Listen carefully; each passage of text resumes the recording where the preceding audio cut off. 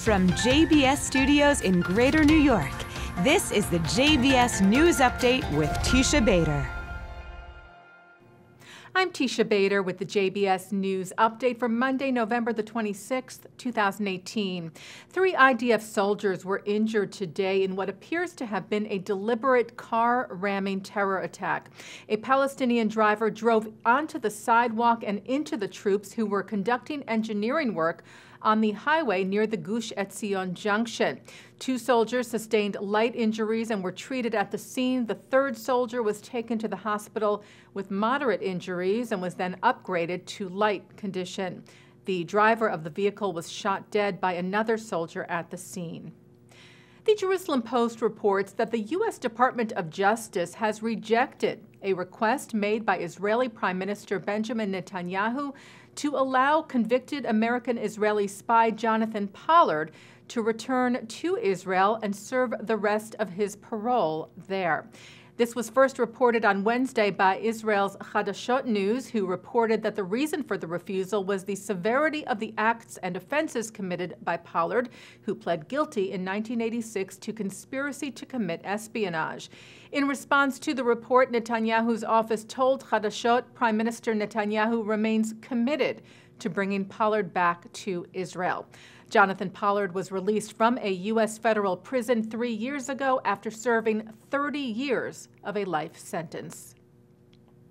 And staying with Netanyahu, the Israeli Prime Minister responded to comments made this weekend by Iran's President Hassan Rouhani, who called Israel a, quote, cancerous tumor and a, quote, fake regime during his address to an annual Islamic Unity Conference. Netanyahu said Rouhani's slander, which calls for the destruction of Israel, proves yet again why the nations of the world need to join in the sanctions against the Iranian terrorist regime, which threatens them. The president of Chad arrived in Israel yesterday for a historic visit and meeting with Netanyahu. Idris Deby is the first president of the Muslim-majority African nation to ever visit the Jewish state. Israel and Chad severed diplomatic ties back in 1972, but today, Deby said he wished to restore those ties. He also reiterated his hopes for peace with the Palestinians. Deby told the Israeli press, the resumption of diplomatic relations with your country, which I desire, does not make us ignore the Palestinian issue. He said, my country is profoundly attached to the peace process and has shaped the Arab Peace Initiative, the Madrid Principles, and existing agreements. Netanyahu said Deby's remarks and visit are paving the way for many other African nations to renew their ties with Israel as well. And the president of the Czech Republic is in Israel this week as well. Milos Zeman addressed a special session of the Knesset held in his honor today, where he said it was necessary all the time to stand in solidarity with Israel, saying, because if we betray Israel, we betray ourselves. Zeman also spoke of his plans tomorrow to open the Czech House in Jerusalem, a cultural center that will contain government institutions, adding that he would do his best to ultimately move the Czech embassy to Jerusalem as well, but that remains to be seen, as there are those in his government, including the Prime Minister of the Republic, who oppose the move.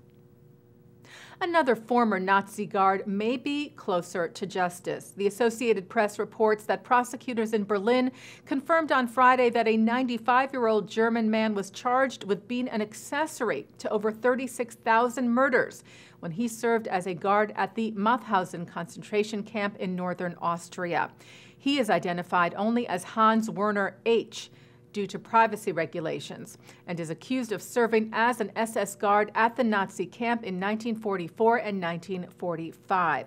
It must now be determined if he is fit to stand trial. And more reactions to the decision last week by vacation home rental giant Airbnb to drop Jewish settlements in the West Bank from their listings. The City Council in Beverly Hills, California, unanimously passed a resolution condemning the decision by Airbnb, and the Conference of Presidents of major American Jewish organizations called on co-founder, CEO, and head of community at Airbnb, Brian Chesky, to meet with American Jewish leaders to discuss the decision.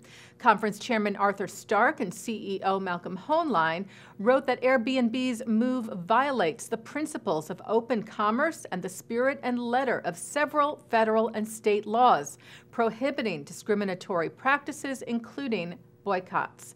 They wrote Airbnb took a political decision that singles out Israelis and one, quote, disputed territory. The West Bank involves complex issues that cannot be addressed with simplistic and, in this case, biased measures.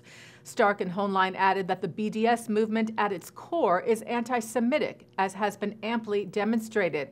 They said that after recent events, especially following the attack of the synagogue in Pittsburgh, we will not and cannot remain silent.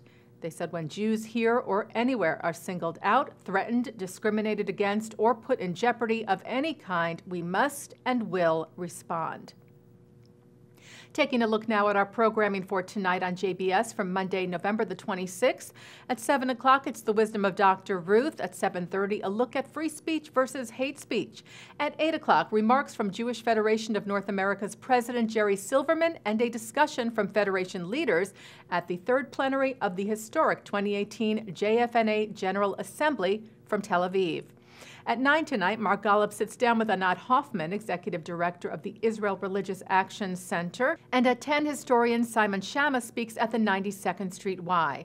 And coming up right after this newscast tonight at 6:30, Harvard Law Professor Emeritus Alan Dershowitz goes one-on-one. And that's the JBS News Update for Monday, November the 26th, 2018. I'm Teisha Bader.